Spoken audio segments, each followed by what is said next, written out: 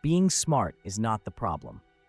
If intelligence alone created progress, the smartest people would not feel this stuck, this conflicted, or this mentally drained. You would expect awareness to create movement. You would expect insight to reduce friction. You would expect understanding yourself better to make decisions easier, not heavier. But for many intelligent minds, the opposite happens. The more you analyze your thoughts, your behavior, and your options, the more everything begins to slow down. Not because you lack clarity, but because you have too much of it. You see more angles. You anticipate more consequences. You understand how small decisions ripple outward over time, and that depth turns every choice into a mental burden. You don't freeze because you don't know what to do. You freeze because you can see what could go wrong, what could almost work, and what might silently cost you later. Your mind starts running constant simulations.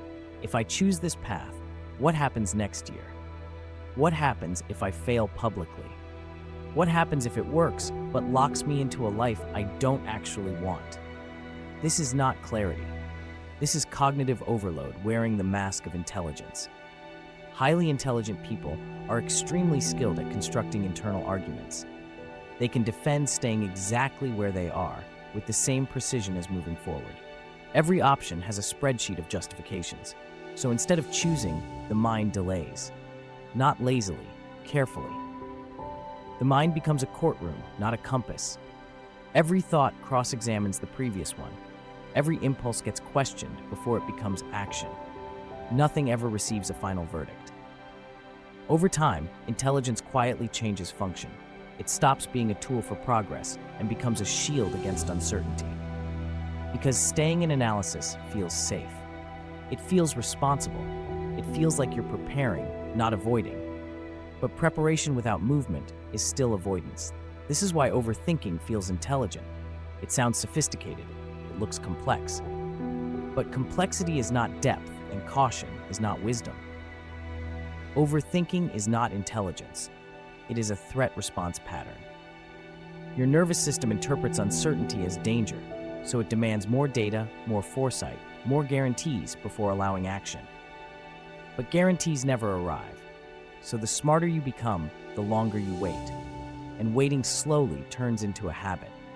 True intelligence is not the ability to predict every outcome.